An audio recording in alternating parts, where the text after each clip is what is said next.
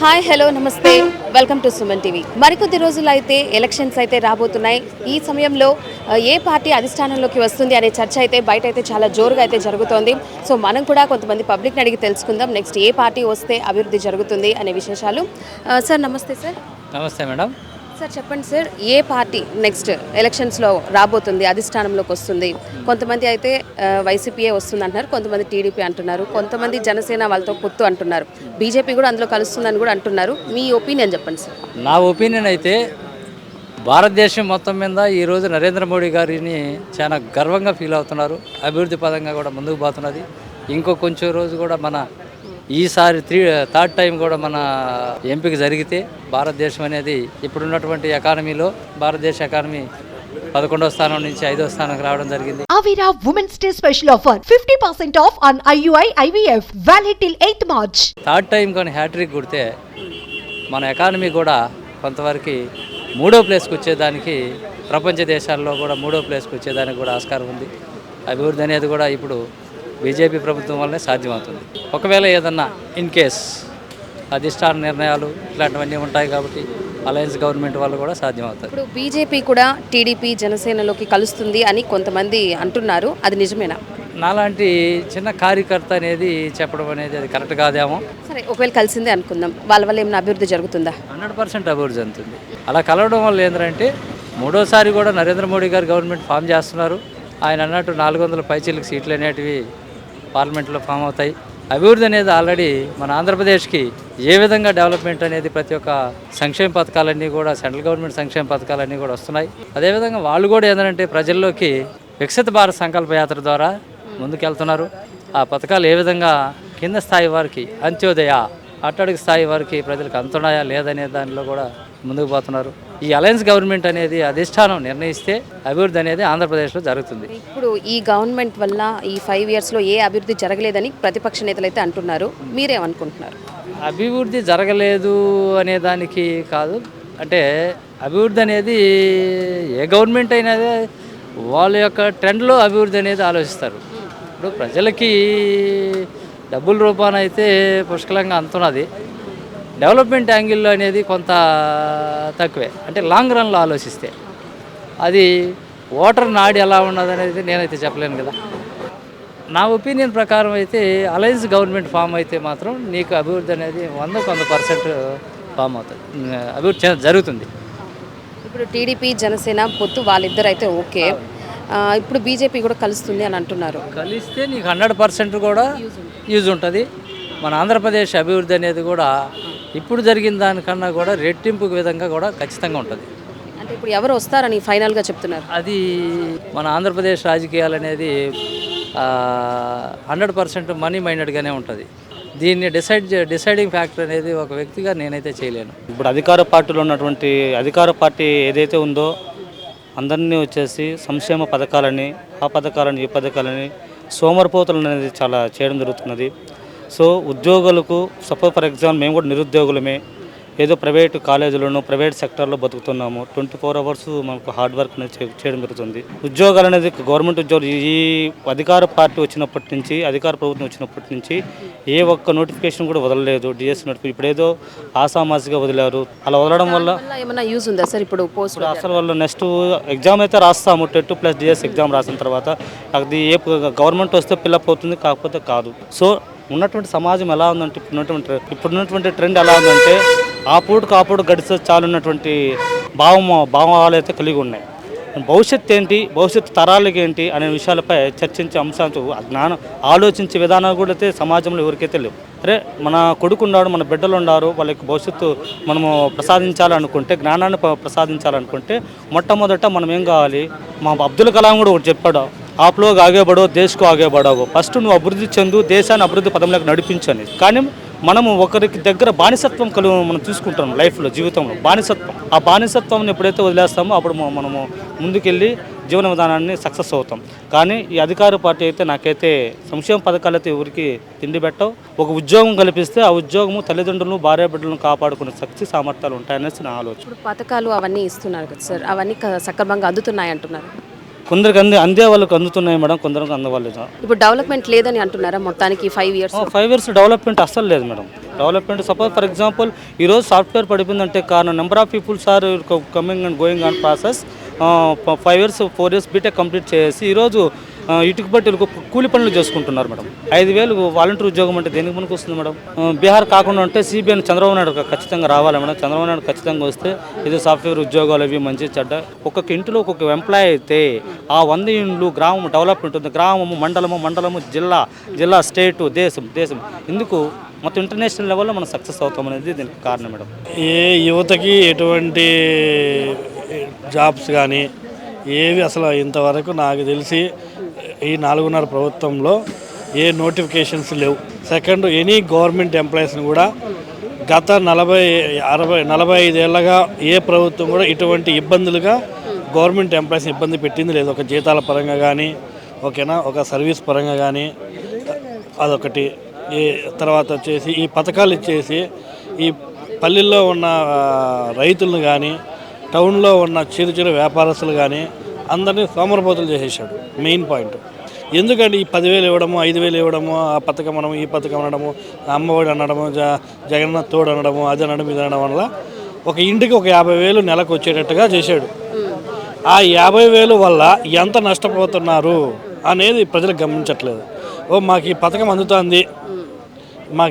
అందుతుంది, okay I will happy అని ఆలోచిస్తున్నారే కానీ ఆ పథకం వల్ల మేము ఎంత నష్టపోతున్నాం. ఒక ఇన్ కేస్ ఆ ప్రభుత్వంలో ఆ పథకం అందిన ఇంట్లో ఒక బీటెక్ చదివిన అబ్బాయి కానీ డిగ్రీ చదివిన అబ్బాయి కానీ ఉంటే సంవత్సరానికి ఆ అబ్బాయి ఇన్కమ్ మినిమం పర్ మంత్ 50,000 పెట్టుకుంటే 12 నెలల దాదాపు 3.5 లక్షలు 4 లక్షలు 50,000 రావడం వల్ల ఆ ప్రజలు ఆసక్తి పడుతున్నారే కానీ ఈ పిల్లల యొక్క భవిష్యత్తు పోతుందని ఆశించలేదు ఎవరు కూడా. తర్వాత ఎడ్యుకేషన్ కూడా ఎటువంటి నోటిఫికేషన్స్ లేకుండా చేస్తున్నాడు ప్రభుత్వం కూడా. గొడవ ఎక్కడ చూసినా రాజకీయము. ఇప్పుడు ఈ వాలంటరీ వ్యవస్థ పెట్టాడు, సచివాలయ వ్యవస్థ పెట్టాడు. దేనికి మేడం ఆ సచివాలయ వ్యవస్థ కానీ ఆ వాలంటరీ వ్యవస్థ అన్న అంతో ఇంతో కొంచెం బాగుంది అంటున్నారు కానీ సచివాలయ వ్యవస్థ మాత్రం అన్ఫిట్. ఈ వాలంటరీ వ్యవస్థ ఎందుకు ముస్లిం ముతక వాళ్ళకన్నా ఉపయోగపడుతుంది. ఇప్పుడు ఇంతకుముందు రేషన్ కార్డుకి వెళ్ళే వాళ్ళు కూడా బయట వెళ్ళి తీసుకున్న గంటలు వెయిట్ చేసి ఇంటికే వస్తుంది, అదొకటి బాగుంది ఓకేనా. పింఛన్ బాగుంది. ఈ 2 తప్ప అతని ప్రభుత్వంలో ఏది కూడా బాగలేదు. ఏదో మాకు చంద్రబాబు నాయుడు మేలు చేస్తాడో లేదంటే పవన్ కళ్యాణ్ మేలు చేస్తాడో జగన్ మేలు చేస్తాడోనే కాదు, ఎవరు వచ్చినా సానుకూలంగా నడవాలా, ప్రజలకు అనుకూలంగా నడవాలా. అది జగన్ రాని, పవన్ కళ్యాణ్ రాని, చంద్రబాబు నాయుడు ఎవరైనా రాని, అందరికీ సానుకూలంగా నడిస్తే అందరూ జనాలు కూడా హ్యాపీగా ఉంటారు. కానీ చంద్రబాబు నాయుడు వస్తే అంతో ఎంతో మేలు చేస్తాడనే ఆలోచనలో ఉన్నారే కానీ జగన్ అయితే రాకపోవడం చాలా చాలా బెస్ట్ మేడం. నాకు తెలిసి ఇల్లు పట్టాలంటాడు, ఎవరికి వచ్చాడు మేడం? కొంత 10,000 మందిలో 100 మందికి ఇస్తాడు, వెళ్ళి పట్టాలంటాడు. వాళ్ళ పరిస్థితి మిగతా వాళ్ళ పరిస్థితి ఏం కావాలా? ఖచ్చితంగా ఇప్పుడున్న ఈ గత 4.5 సంవత్సరం ఉన్న గవర్నమెంట్లో చూసాం మనం. ఈ గవర్నమెంటు ఏ ఒక్కరికి అటు సాధారణంగా కూలి చేసుకునే వ్యక్తుల కానుంచి ఒక పెద్ద కంపెనీస్ పెట్టుకున్న కానుంచి ఎక్కడ ఎవరిని సాటిస్ఫై చేయలేదన్నమాట. గవర్నమెంట్ ఇప్పుడు గవర్నమెంట్ రావడము, భవన నిర్మాణ కార్మికులు ఎక్కడ చూసినా ఇసుక డిమాండ్ చేయడము, దాంతో ఇసుక విపరీతంగా దాన్ని పెంచి దాన్ని ఉచితంగా దొరికే ఇసుకని ఈరోజు ఇల్లు కట్టుకునే సదుపాయం కూడా లేకుండా మినిమం 5,000 6,000 ఎంత పడితే అంత దోచుకుని ఎక్కడ చూసినా ల్యాండ్స్ కబ్జాలు ఇవి ఎక్కువైపోయినాయి. మైను మధ్య గవర్నమెంట్ మేము మద్య నిషేధం చేస్తానని చెప్పారు. రావడం మా నవరత్నాల్లో అది కూడా ఒక భాగం అని చెప్పారు. ఇప్పుడు చూస్తే దాన్ని మద్యాన్నే కేంద్రంగా పెట్టుకునేసి అదే ఒక నిధిగా పెట్టుకునేసి దాని ద్వారానే రాష్ట్రాన్ని మొత్తం పరిపాలిస్తున్నారు. ఈ విధంగా చూస్తే అటు డిఎస్సి ఎంప్లాయీస్ కానీ డిఎస్సి వాళ్ళకి నోటిఫికేషన్ ఇస్తానని, గవర్నమెంట్ ఎంప్లాయీస్ జాబ్స్ రిలీజ్ చేస్తానని చెప్పి, జాబ్ క్యాలెండర్ రిలీజ్ చేస్తానని చెప్పి, నెక్స్ట్ వచ్చేసింది సిపిఎస్ రద్దు చేస్తానని చెప్పాడు. ఈ విధంగా డ్వాక్రా మహిళలకు వాళ్ళకి కావాల్సిన రుణాలు ఇప్పిస్తానని చెప్పాడు. ఈ విధంగా తీసుకుంటే ప్రతి ఒక్క వర్గంలోనూ ప్రతి ఒక్క దీంట్లోనూ అన్నిట్లోనూ రివర్స్ ప్రతి ఒక్కటి. బట్ ఏ కామన్ మ్యాన్ తీసుకుంటే కూడా చాలామంది చెప్పేదానికి కూడా చాలా భయపడుతున్నారు. మీరు ఏ గవర్నమెంట్ సపోర్ట్ చేస్తారు, ఎవరికి సపోర్ట్ చేస్తారు, ప్రజెంట్ ఉన్న గవర్నమెంట్ ఎలా ఉంది, దాని తీరేమి, మీరు దేనికి ఓటు వేయగలుగుతారు, దేనికి సపోర్ట్ చేస్తారంటే కూడా భయపడే స్టేజ్లోకి వెళ్ళిపోయింది, అంత స్థితిలోకి వెళ్ళిపోయింది. ఖచ్చితంగా 2024 నెక్స్ట్ కమింగ్ ఎలక్షన్స్లో జనసేన టీడీపీ అలయన్స్ ఖచ్చితంగా విన్ అవుతుంది. మినిమం 120 సీట్స్ పైన దాటుతారు. సార్ ఇప్పుడు టీడీపీ జనసేన పొత్తు అయితే తెలుసు, అందరికీ కన్ఫర్మ్ అయింది. బీజేపీ కూడా అందులో కలుస్తుంది అని బయట అయితే టాక్ నడుస్తుంది. ఒకవేళ కలిస్తే అభివృద్ధి ఎలా ఉంటుంది అనుకుంటున్నారు? ఒక రాష్ట్రము మనము సమిష్టిగా ఉండేదానికి, అటు కేంద్రంతో సపోర్టు ఉండేదానికి, అలా ఉండడం వల్ల ఏమంటే మన కొన్ని ఏదైతే ప్రత్యేక హోదా కానీ ప్రత్యేక ప్యాకేజ్ అని చెప్పి ఈ విధంగా మనము ఏవైతే మనకు రావాల్సిన నిధులు ఏవైతే కేంద్రంతో మంచిగా ఉన్నామంటే, కేంద్రంతో బాగుంటే కన్నా మనకు నిధులు వస్తాయి. ఖచ్చితంగా బీజేపీతో అలయన్స్ పెట్టుకుంటాము అనే విధంగా ఈరోజు కూడా న్యూస్ ఛానల్లో చూశాను, పేపర్లో చూశాను. వాళ్ళ కోసమే వెయిట్ చేస్తున్నారు. ఎంపీస్ నెక్స్ట్ వచ్చేసింది ఎమ్మెల్యేస్ వీళ్ళు ఇవ్వడానికి, పంచుకోవడానికి, అంటే అలయన్స్ కుదుర్చుకోవడానికే ఉన్నారనమాట 100%. ఖచ్చితంగా సెంట్రల్ గవర్నమెంట్తో ఉంటే ఏమవుతుందంటే ఇంకా డెవలప్మెంట్ అనేది ఇంకా బాగుంటుంది, అభివృద్ధి జరుగుతుంది. ఇప్పుడు లేని డెవలప్మెంట్ నెక్స్ట్ మళ్ళీ అధికారంలోకి వచ్చినాక ఏం చేస్తారు? ఉన్న టైంని సద్వినియోగం చేసుకునే వాళ్ళు కొత్త టైం కోసం వెయిట్ చేస్తారా? అర్థమైందా? మన ఇంట్లో ఉన్నప్పుడు నేను అన్నీ ఉన్నప్పుడు సక్రమం చేసుకోవాలి.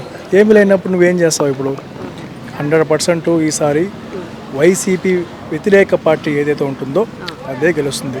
వైసీపీకి చదువుకున్న ఉన్న వాళ్ళు కానీ, లేకపోతే కొంచెం మన జ్ఞానం ఉన్న వాళ్ళు కానీ, స్టూడెంట్స్ కానీ, ఇలాంటి వర్క్ చేసే వాళ్ళు కానీ, రైతులు కానీ ఎవ్వరు కూడా వాళ్ళకి ఓటేరు. రాజధాని లేకుండా 3 రాజధానులు అని చెప్పి రాజధాని లేని రాష్ట్రంగా ఏర్పాటు చేసిన ఈ యొక్క వైసీపీ గవర్నమెంట్ 100% రాదని చెప్పి మేమంతా నమ్ముతున్నాం. అంటే ఇప్పుడు అసలు ఏ అభివృద్ధి జరగలేదని అంటున్నారా ఈ 5 ఇయర్స్లో? అభివృద్ధి అనేది ఒక డెవలప్మెంట్, ఒక విజనరీగా ఉండాలి. ఒక నాయకులు అన్నాక ఒక విజనరీగా ఉండాలి. ఒరే ఈరోజు మన పిల్లలు చదువుకుంటున్నారు, డిగ్రీ చేస్తున్నారు, లేకపోతే ఏదైనా కొంచెం బీటెక్ కంప్లీట్ చేస్తున్నారు. ఒక 4 సంవత్సరాల తర్వాత వాళ్ళు ఏ విధంగా అభివృద్ధి చెందుతారు? మన రాష్ట్ర ఖజానా ఎవరు? మన యువత. ఇలాంటి మన యువతని ఏ విధంగా మనం భారతదేశంలో ముందుకు తీసుకొని పోవాలి అనే విజన్ లేకుండా నవరత్నాలని కొన్ని కాన్సెప్ట్లు పెట్టి అలా కొంచెం డబ్బు ఇచ్చేసి విద్యాదీవెన, నాడు నేడు, అవి విద్య ప్రోగ్రాంలు పెట్టి ఆ ప్రోగ్రాంలకు ఒక మీటింగ్ లాగా బహిరంగ సభ ఏర్పాటు చేసుకొని దాంట్లో ఉండిందంతా చెప్పుకొని ప్రెస్ ముందుకు రావడం. సీఎం గారు ప్రెస్ ముందు ఏం చెప్పడు, సలహాదారులను పెట్టుకుంటాడు. ఎవరు సలహాలు ఇస్తున్నారు? పిచ్చి సలహాలు అర్థం కావట్లే కానీ మొత్తం మార్చేస్తున్నారు. ఎమ్మెల్యేలని, ఎంపీలు అంతా ఎందుకు మారుస్తున్నారంటే అక్కడ వాళ్ళకి సర్వేలు బాగాలేవు కాబట్టి సపరేట్ ఇంకో చోట మారుస్తున్నామండి. పథకాలు కూడా అమలు చేస్తున్నారు కదా, అది ఎంతవరకు యూజ్ అయిందంట? పథకాలు యూసేజ్ అనేది అది చెప్తాను కదండి. మార్నింగ్ పథకాలు పెడితే మీకు డబ్బు ఇచ్చేది, ఈవినింగ్ అత్యధిక ధరలు పెట్టేసి సారాల మీద ఎక్కువ పెట్టేసి ఒక వైన్ని, ఒక మందుని ఏ రూపంలో చేసుకున్నాడు? కేంద్రంగా మార్చుకున్నాడు. దీన్ని మద్యపాన నిషేధం చేస్తానని చెప్పిన మన సీఎం గారు ఈరోజు మద్యపాన నిషేధం పూర్తిగా చేయట్లేదు. అదే కేంద్ర ప్రతిబింబంగా పెట్టుకొని తద్వారా డబ్బులు సంపాదించుకుంటూ దాన్ని మెయింటైన్ చేసుకుంటున్నారు. దాన్ని నిషేధించడానికి కూడా లేదు. సచివాలయ వ్యవస్థ కానీ, వాలంటీర్ వ్యవస్థ కానీ, వీళ్ళు పెట్టుకునే వ్యవస్థలే కానీ ప్రభుత్వం కోసం పనిచేసే వాళ్ళే కానీ ప్రజల కోసం పనిచేసే వాళ్ళు ఎప్పటికీ కాదు. ఇది ఇప్పుడు టీడీపీ జనసేన పొత్తు ఉంది, బీజేపీ కూడా అందులో కలుస్తుంది అని చెప్పి నడుస్తుంది. అది ఎంతవరకు యూజ్ అవుతుంది ప్రజలకి? అభివృద్ధి ఏమైనా జరుగుతుంది? అభివృద్ధి అనేది ఇప్పుడు టీడీపీ, జనసేన ఈ 2 అలయన్స్లో ఉన్నాయి ప్రజెంట్. అయితే బీజేపీ కూడా అలయన్స్ రావాలి అని చెప్పి పవన్ కళ్యాణ్ గారు కానీ, చంద్రబాబు గారు వాళ్ళతో చెప్పుకున్న విషయం. బీజేపీ అయితే ఇంతవరకు ఎప్పుడు చెప్పలేదు. ఒకవేళ బీజేపీ కూడా మనకి యాడ్ అయిందంటే రాష్ట్రాన్ని ఇంకా బలోపేతం చేసుకుంటాం, కొంచెం బాగా గ్రాండ్ విక్టరీ చేసుకుంటాం. ఎందుకు పాజిటివ్గా చెప్తున్నా అంటే మనకి ఇప్పటివరకు 151 ఎమ్మెల్యేలు, 20 పైన ఎంపీలు స్థానాలు గెలిచిన జగన్మోహన్ రెడ్డి గారు ప్రత్యేక హోదా ఇది జరగని అంశం అని చెప్పి మొదట్లోనే చెప్పాడు.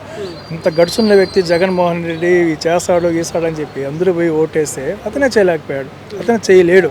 ఎందుకురా అంటే అది మాటకారే కానీ చేతకారి కాదు. అలాంటి చేతకారు అవ్వాలంటే మనకి ఒక విజన్ లీడర్స్ కావాలి, పట్టున్న నాయకులు కావాలి, మన రాష్ట్రాన్ని అభివృద్ధి చెందించే నాయకులు కావాలి. కాబట్టి అలాంటి వాళ్ళు ఉండేవాళ్ళే ఈ చంద్రబాబు గారు కానీ, అలాగే మన పవన్ కళ్యాణ్ గారు కానీ. వాళ్ళైతే ఏం చేస్తారంటే ఒక అలయన్స్లో ఉన్నప్పుడు కంపల్సరీగా ముఖ్యంగా ప్యాకేజ్, హోదాను ఏదో ఒకటి తీసుకొచ్చి రాష్ట్రాన్ని డెవలప్ చేసే విధంగానే ఉంటారు. ఈరోజు తిరుపతి స్మార్ట్ సిటీ కూడా ఆ రోజు వెంకయ్యనాయుడు ధర్మన్న కదా జరిగింది. తిరుపతి స్మార్ట్ సిటీ చేసిన తర్వాత కూడా స్మార్ట్ సిటీ ఫండ్స్తోనే కదా ఈరోజు రోడ్ కన్స్ట్రక్షన్ చెప్పి రియల్ ఎస్టేట్ వ్యాపారాలు చేసుకుంటున్నారు మీరు హ్యాపీగా, ఎప్పుడూ లేనిది. కాబట్టి అభివృద్ధి చెందడం అనేది ఒక రోడ్లు వేయడమే కాదు, వ్యవస్థ పెట్టుకోవడమే కాదు, ప్రతి మనిషి అభివృద్ధి చెందాలి, వాళ్ళు తక్కువ ధరలతో వాళ్ళు నివసించే విధంగా ఉండాలి. నేను ఈరోజు 100 రూపాయలు సంపాదించుకుంటాను ఒక రోజుకి, అలాగే నాకు ఈ రోజుకి 300 రూపాయలు ఖర్చు అయితే నాకేం సంపాదన ఉంటుంది అంటే నువ్వు ఒక నెలకు 50 రూపాయలు వేస్తాను ఇండైరెక్ట్గా, నేను 50 రూపాయలు నీకు వేస్తాను కదా అని చెప్తాను. ఇట్లా జోబులో డబ్బు పెట్టి సాయంత్రానికి మొత్తం ఊడ్చే విధంగా మీరు చేస్తున్నారు. ఇది ఎప్పటికీ వర్కౌట్ అవ్వదు. దీనివల్ల బాధపడితే ప్రజలు, జనాలు, పేద ప్రజలు ఇంకా పేదోళ్ళుగా మారుతారు, ఉన్న అధికారులు ఇంకా ఉన్నంగానే మారుతారు. కానీ సామాన్యులు ఆ విధంగానే ఉంటారు, కానీ ఎవ్వరూ అధికారంలోకి చూడలేరు, వాళ్ళు ఒక గొప్ప స్థానంలోకి అయితే రాలేరు.